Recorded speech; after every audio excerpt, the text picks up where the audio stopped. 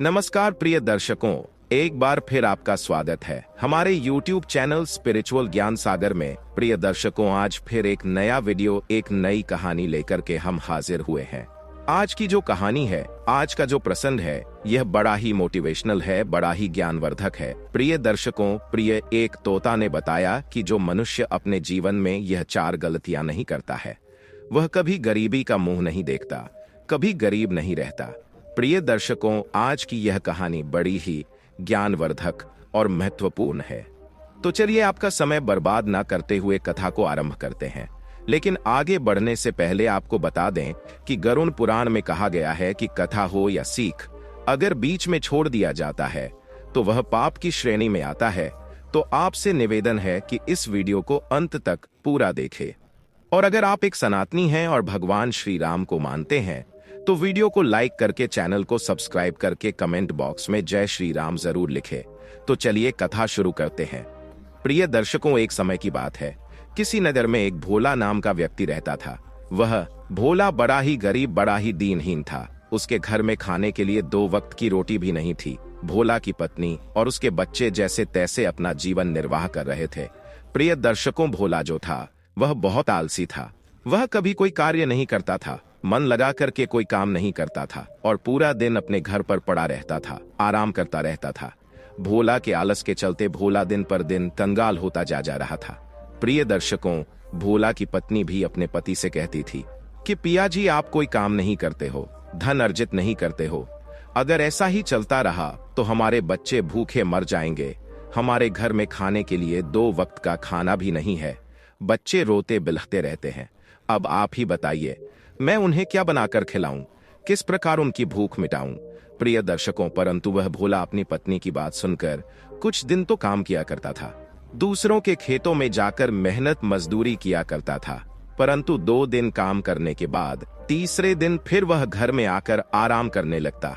दर्शकों, लगातार मन लगाकर के भोला कोई काम नहीं करता था। नगर के आवारा मित्रों के साथ या तो वह नगर में घूमता रहता या फिर आकर अपने घर में आराम करने लगता और जो भी रूखा सूखा मिलता उसे खाकर अपनी भूख मिटा लिया करता। इसी प्रकार वह भोला अपना जीवन काट रहा था। परंतु ऐसी बात नहीं थी कि वह अपने जीवन से संतुष्ट था। उसे अपने मन में बहुत बुरा लगता था। वह यही सोचता रहता था कि आज मेरे आलस के कारण, मेरे ऐसे स्वभाव के कारण मेरी पत्नी, मेरे बच्चे भूखे मर रहे हैं। उनके पास खाने के लिए भोजन नहीं है। आज मेरे कारण मेरे बच्चे ऐसा दिन देख रहे हैं, गरीबी में अपना जीवन काट रहे हैं। प्रिय दर्शकों, यही सब सोचकर वह भोला पूरा दिन उदास रहता था। उसका मन उसे खुश नहीं रहने देता था। वह अंदर से यह जानता था कि मैं बहुत गलत कर रहा हूँ। परंतु प्रिय दर्शकों, भोला अपने आलस की आदत को नहीं सुधार पा रहा था। वह जब भी कोई काम करने का प्रयास करता तो उसे आलस आ जाता और वह घर जाकर आराम करने लगता, चारपाई डालकर और गहरी नींद में सो जाता। इधर उसकी पत्नी नगर में कुछ लोगों के यहाँ काम करने जाती, लोगों के झूठे बर्तन साफ करती और उससे जो थोड़े बहुत पैसे मिलते उससे वह अपने बच्चों का पालन पोषण कर रही थी। यह देखकर भोला को और भी बुरा लगने लगा। दर्शकों, इसी प्रकार कई दिनों तक चलता है और एक दिन भोला निश्चय करता है कि मेरे जैसे मनुष्य को जीवन जीने का कोई अधिकार नहीं है। जो अपनी पत्नी, अपने बच्चों का लालन पालन नहीं कर सकता, ऐसे मनुष्य को आत्महत्या कर लेनी चाहिए। यही सोचकर प्रिय दर्शकों, भोला जंगल की तरफ निकल पड़ता है। वह अपने बीवी बच्चों को कुछ भी नहीं बताता है और कहता है कि मैं बहुत जल्द लौट कर आऊंगा। इतना कहकर भोला जंगल की तरफ निकल पड़ता है और सोचता है कि जंगल में जाकर मैं आत्महत्या कर लूंगा, किसी नदी में डूबकर मर जाऊंगा। प्रिय दर्शकों, यही सोचकर भोला जंगल में चला जाता। कुछ देर चलने के बाद भोला एक बहुत घने जंगल में पहुंच जाता है। घने जंगल में पहुंचकर वह थक हार कर एक पेड़ के नीचे जाकर बैठ जाता है और रोने लगता है। प्रिय दर्शकों, अब तो भोला बहुत जोर जोर से रोने लगता है। तभी पेड़ के ऊपर बैठा एक तोता यह देखता है कि पेड़ के नीचे बैठकर एक मनुष्य रो रहा है। तब वह तोता उड़ता हुआ नीचे आता है और भोला के पास आकर बैठ जाता है। तोता कहता है कि हे मनुष्य, तुम क्यों रो रहे हो? तुम्हारे जीवन में क्या दुख तकलीफ है? तुम मुझे बता सकते हो, मैं तुम्हारी कोई सहायता कर सकूं। तब प्रिय दर्शकों, भोला कहता है, हे तोता भाई, मेरा जीवन किसी नरक से कम नहीं है। घर पर मेरी पत्नी, मेरे बच्चे भूखे मर रहे हैं। गरीबी में अपना जीवन काट रहे हैं, परंतु मुझसे कोई काम नहीं बनता है। मैं जो भी काम करने जाता हूँ, कुछ देर करने के बाद मुझे आलस आ जाता है और आकर मैं अपने घर में सो जाता हूँ। मेरे इसी आलस के चलते आज मेरे परिवार की ऐसी हालत है, मेरे घर की ऐसी हालत है। ऊपर वाले ने मुझे बहुत बड़ी कमी दी है। मुझे समझ में नहीं आता कि मैं बाकी मनुष्यों की तरह कोई काम क्यों नहीं कर सकता, क्यों अपने परिवार का लालन पालन नहीं कर सकता। यही चिंता से परेशान होकर आज मैं आत्महत्या करने जा रहा हूँ। मैं और ऐसी जिंदगी नहीं जीना चाहता। प्रिय दर्शकों, भोला की इतनी बातें सुनकर तोता कहता है कि अरे भाई भोला, आत्महत्या करने से आज तक किसका भला हुआ है? भगवान ने इतना अच्छा जीवन दिया है, इतना अच्छा शरीर दिया है, इसे नष्ट करने की गलती मत करो।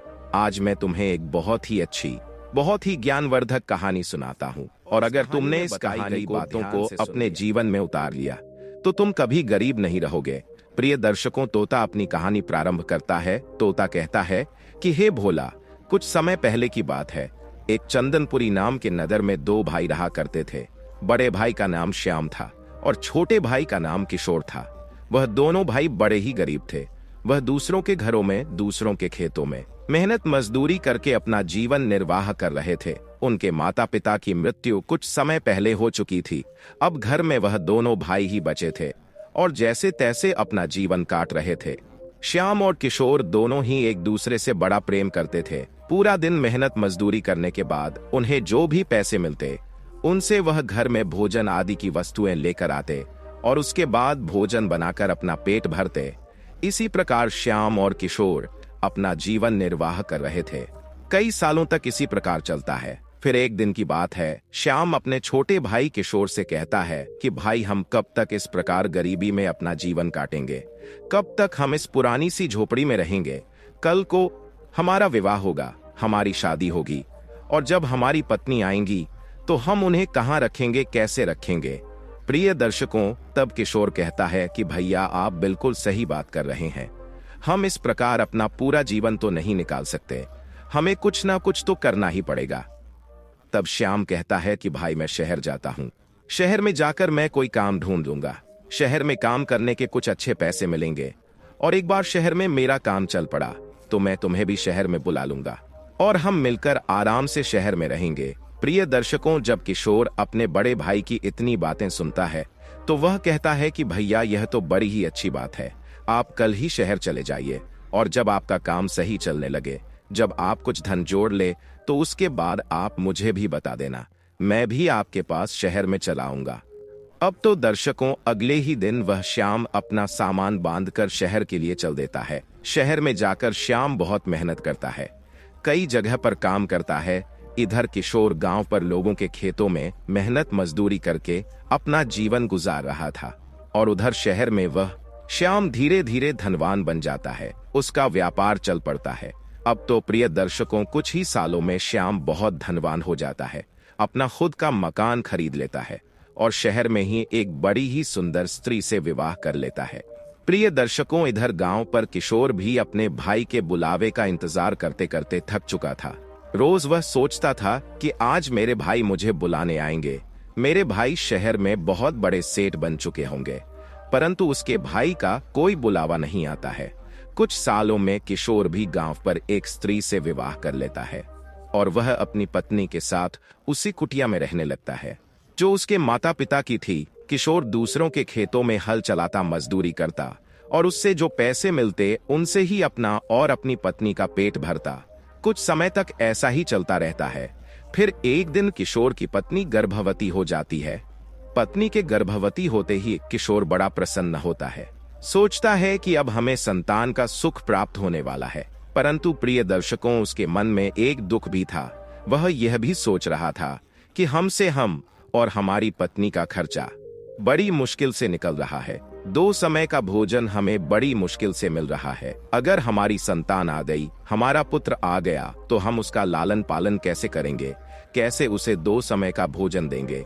परंतु प्रिय दर्शकों, संतान के आने की खुशी में वह अपने दुख को भूल जाता है और बड़ा ही प्रसन्न होकर अपनी मेहनत 2 गुना कर देता है। अब तो वह किशोर दिन में भी दूसरों के यहाँ मजदूरी करता और रात होते ही दूसरी जगह जाकर मेहनत करने लगता। कुछ समय में किशोर की पत्नी एक बड़े ही सुंदर पुत्र को जन्म देती है।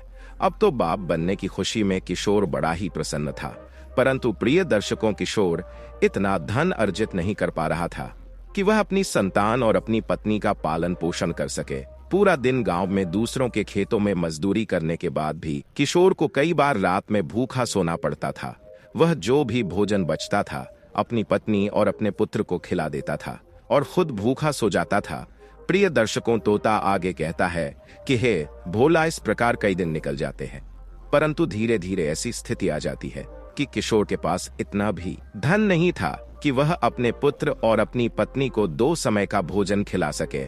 अब तो किशोर की पत्नी और उसका पुत्र पूरा दिन भूखा रहते हैं और भूख के मारे किशोर का पुत्र रोने लगता है। वह अपनी माता से कहता है कि माँ, मुझे खाने के लिए कुछ दे दो, बहुत भूख लगी है। परंतु वह बेचारी क्या करती, घर में तो खाने की कोई वस्तु थी ही नहीं। यह देखकर किशोर की पत्नी बड़ी दुखी होती है और रोने लगती है। तो शाम को जब मेहनत मजदूरी करके किशोर अपनी कुटिया में लौट कर आता है तो वह अपनी पत्नी को रोता हुआ देखता है तो बड़ा उदास हो जाता है। किशोर की पत्नी कहती है कि स्वामी, हमारा पुत्र सुबह से भूखा है, वह हमसे भोजन के लिए विनती कर रहा है, परंतु हमारे पास उसे देने के लिए कुछ नहीं है, आप कुछ करिए। दर्शकों, अपने पुत्र की ऐसी हालत देखकर किशोर भी रोने लगता है। तब किशोर की पत्नी कहती है कि स्वामी, आपके बड़े भैया तो शहर में रहते हैं, सुना है उनका बहुत बड़ा मकान है, बहुत बड़ी हवेली है और उनके पास बहुत धन दौलत है। शहर में और अपने बड़े भैया से कुछ सहायता मांगिए, वह आपकी सहायता अवश्य करेंगे। आप जेठ जी से जाकर कुछ धन मांग कर ले आइए, कुछ दिनों तक हम उससे पेट भर के खाना खा सकेंगे। प्रिय दर्शकों, अपनी पत्नी की बातें सुनकर किशोर कहता है कि प्रिय, तुमने सही कहा, मुझे शहर जाना चाहिए और अपने बड़े भैया से मदद मांगनी चाहिए। प्रिय दर्शकों, यही सोचकर किशोर अगले ही दिन शहर के लिए निकल पड़ता है। शहर का रास्ता गांव से बहुत लंबा था। पूरे दिन चलने के बाद रात के समय किशोर शहर में पहुंचता है और लोगों से पूछता हुआ अपने बड़े भैया श्याम के घर पहुंच जाता है।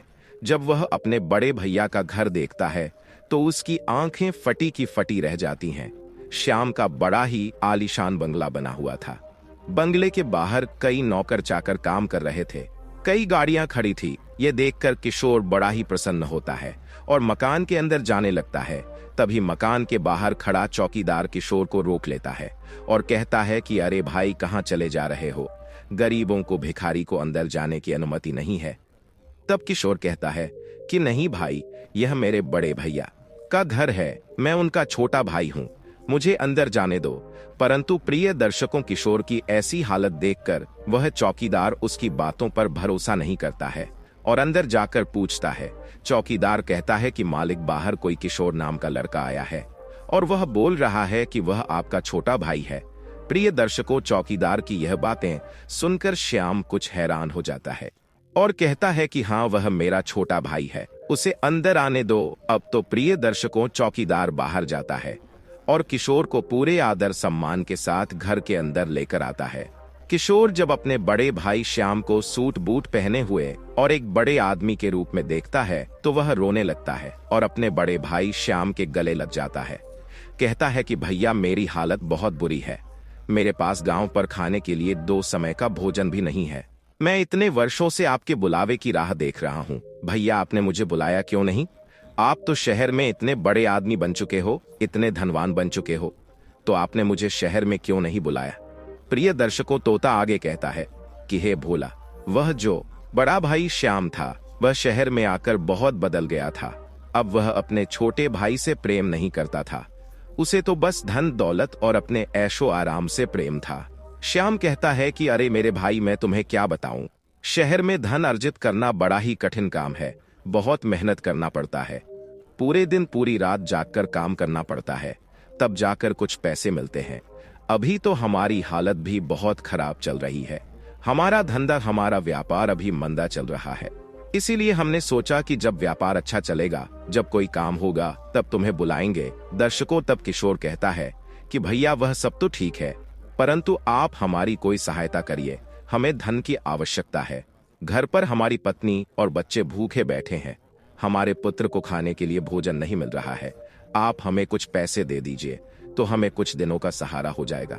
अब श्याम कहता है कि भाई पैसे तो मैं तुम्हें दे दूंगा, परंतु अब तुम आए हो तो मेरी कुछ सहायता कर दो। बस कुछ दिन की बात है, उसके बाद तुम पैसे लेकर चले जाना। मैं तुम्हें पैसे अवश्य दूंगा, आखिर तुम मेरे छोटे भाई हो। दर्शकों, अपने बड़े भाई की ऐसी बातें सुनकर किशोर कहता है कि भैया आप बताइए क्या काम करना है, मैं अभी कर देता हूँ। मुझे पता था कि आप मेरी सहायता अवश्य करेंगे, बताइए भैया क्या काम है। तब श्याम कहता है कि भाई कई दिनों से हमारा नौकर आ नहीं रहा है, छुट्टी लेकर ना जाने कहां चला गया है। तुम्हें घर के कुछ काम करना है, बाजार जाकर सामान लाना है, घर की साफ सफाई करना है। तुम्हारी भाभी से तो ज्यादा काम नहीं बनता है, उसकी काम करने की आदत नहीं है, इसलिए तुम्हें ही करना पड़ेगा। दोनों समय का खाना बनाना है, सबके कपड़े धोना है और गाड़ियां साफ करना है। प्रिय दर्शकों, अपने बड़े भाई की ऐसी बातें सुनकर किशोर कुछ सोच में पड़ जाता है, परंतु फिर वह सोचता है कि भैया का नौकर नहीं आ रहा है, इसीलिए भैया हमसे बोल रहे हैं, चलो काम कर देते हैं। अपने ही भाई के घर में काम करने में कौन सी शर्म। यही सोचकर किशोर अपने बड़े भाई श्याम के घर में काम करने लगता है। पूरा दिन वह काम में लगा रहता, कभी बाजार जाता सामान लाता, तो कभी कपड़े धोता, कभी घर की सफाई करता, तो कभी गाड़ियां साफ करता। इस प्रकार पूरा दिन वह काम करता रहता और ऊपर से उसकी भाभी यानी श्याम की पत्नी उसे और भी जो काम बताती वह भी करता। इसी प्रकार उसे अपने बड़े भाई के घर पर पूरा हफ्ता गुजर जाता है। एक हफ्ते तक वह अपने बड़े भाई श्याम के घर का पूरा काम करता रहा और बहुत थक जाता है।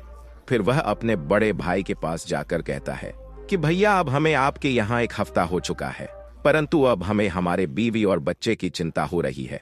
ना जाने वह कैसे होंगे, हमारी राह देख रहे होंगे। आप हमें पैसे दे दीजिए, अब हम गांव चलते हैं।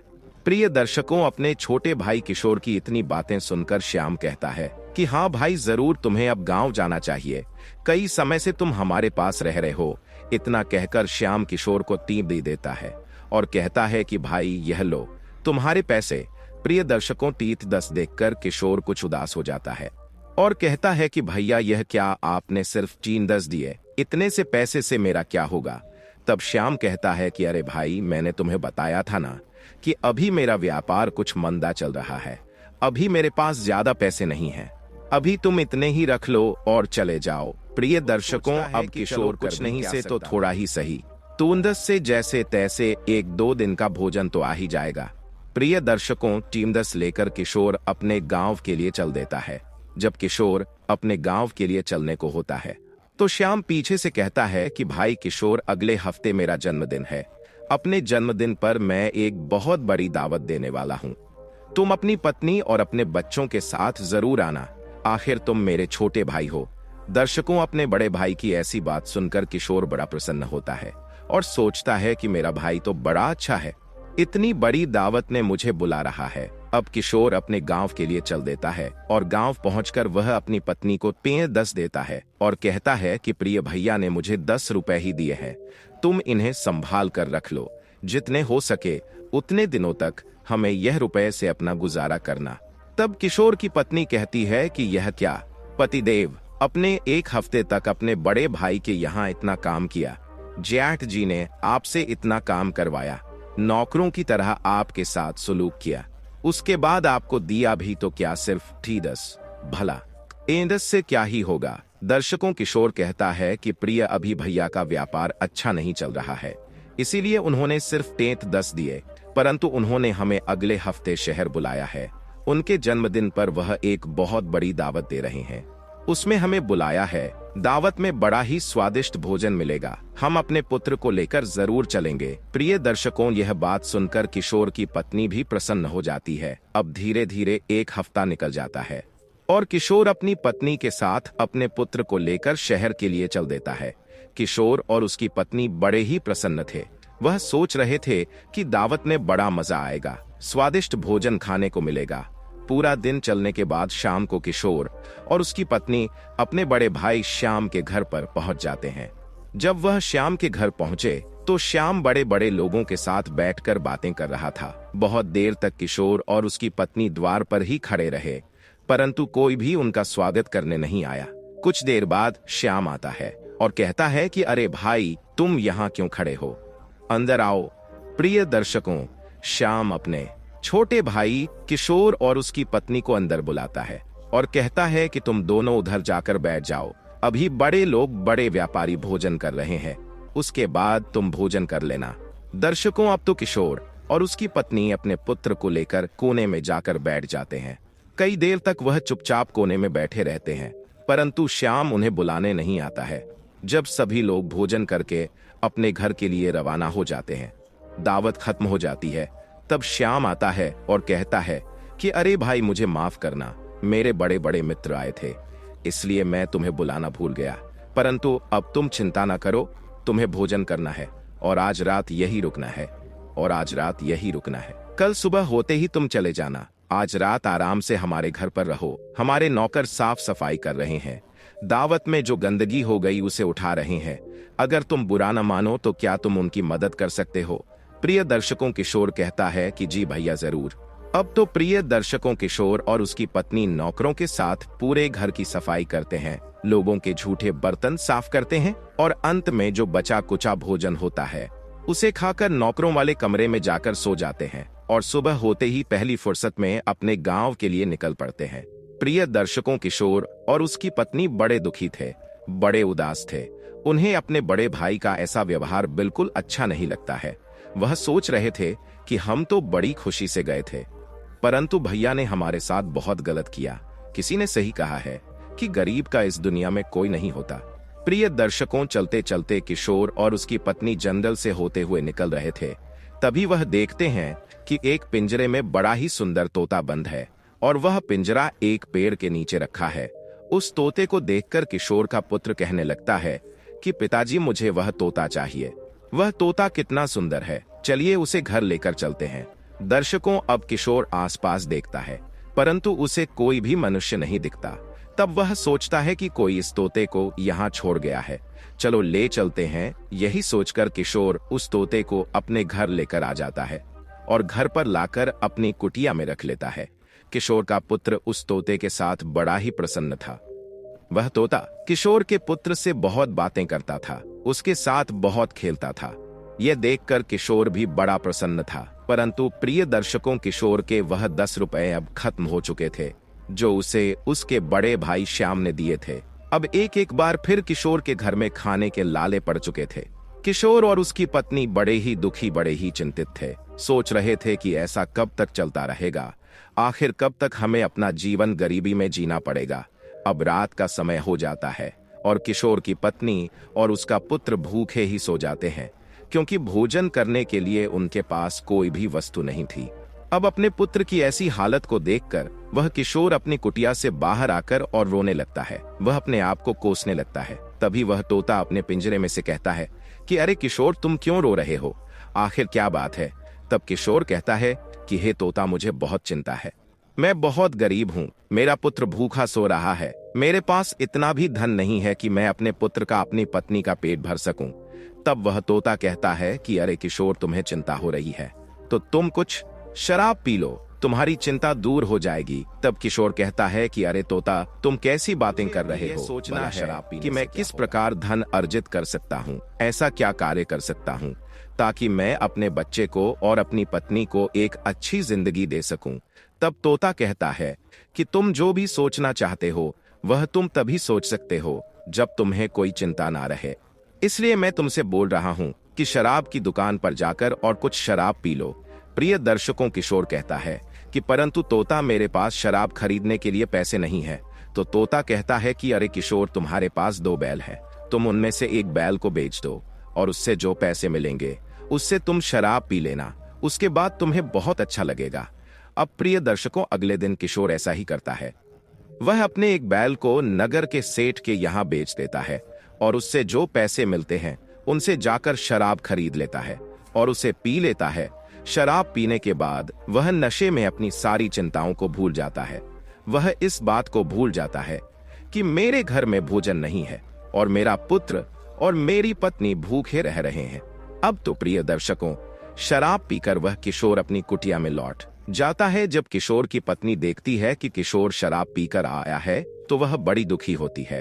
वह कहती है कि आप यह क्या कर रहे हैं, आपको जाकर कोई मेहनत मजदूरी करनी चाहिए, परंतु आप तो शराब पीकर आ गए, और आप यह बताइए कि शराब पीने के पैसे आपके पास कहां से आए। तब किशोर कहता है कि प्रिय, मैंने अपना एक बैल सेठ को बेच दिया है और उससे जो पैसे मिले उससे मैंने शराब पाली। प्रिय दर्शकों, अब इस प्रकार वह किशोर शराब पीने लगा। जब तक उसके पास पैसे थे वह शराब पीता रहा और नशे में उसे कुछ भी याद नहीं रहता। वह अपनी सारी चिंताओं को भूल जाता।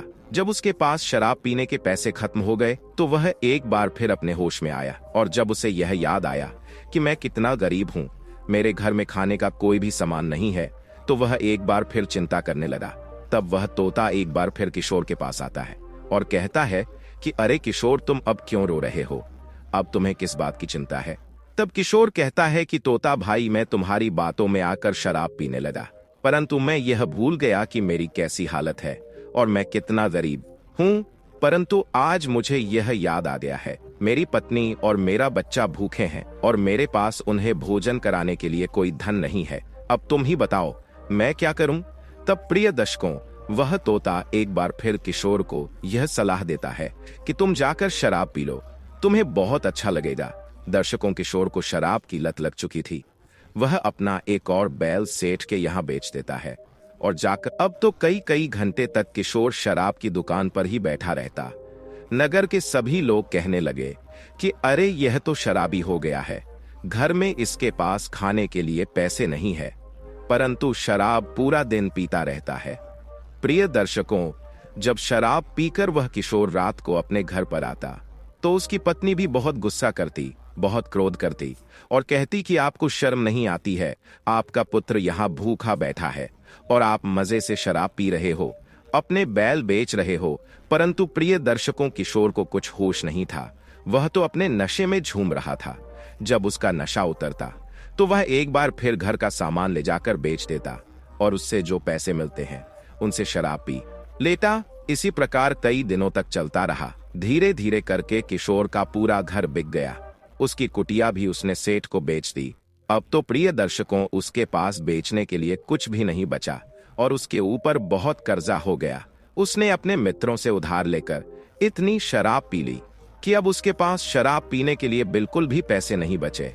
अब किशोर को जब होश आता तो वह एक बार फिर उदास हो जाता है और रोने लगता है।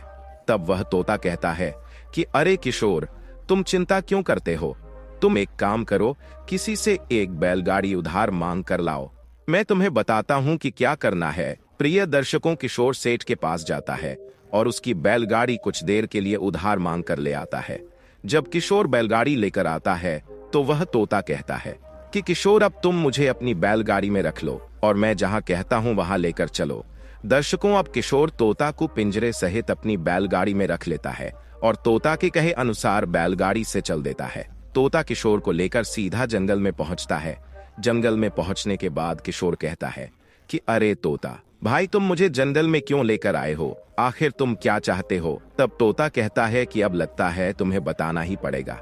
प्रिय दर्शकों, वह तोता कहता है कि किशोर, तुम्हें सामने जो गुफा दिख रही है, इस गुफा के अंदर अपार धन दौलत है, बहुत सारा खजाना रखा है। तुम इस गुफा के अंदर जाओ और वह खजाना लेकर आ जाओ। तब प्रिय दर्शकों, वह किशोर कहता है कि अरे तोता भाई, तुम पागल हो गए हो क्या? तुम जानते नहीं यह गुफा नगर के लुटेरों की है, डाकुओं की है। अगर मैं अंदर गया तो वह मुझे मार डालेंगे।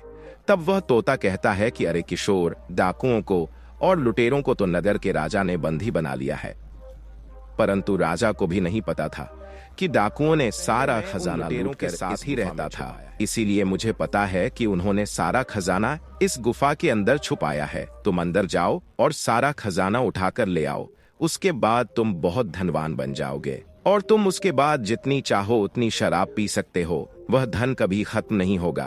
प्रिय दर्शकों, तब वह किशोर कहता है कि तोता, लगता है तुम काफी समय से लुटेरों के साथ रह रहे थे, इसीलिए तुम्हें यह लगता है कि अपने दुख तकलीफ को भुलाने के लिए मनुष्य को शराब पी लेनी चाहिए, मनुष्य को शराब पी लेनी चाहिए। परंतु अब मैं तुम्हारी बातों में नहीं आऊंगा। इतना कहकर वह किशोर गुफा के अंदर जाता है और जब वह गुफा के अंदर जाकर देखता है तो वह गुफा खजाने से भरी हुई थी। कई तिजोरियां वहां रखी हुई थी जिनमें अपार धन दौलत थी। कई सोने चांदी के जेवरात रखे हुए थे।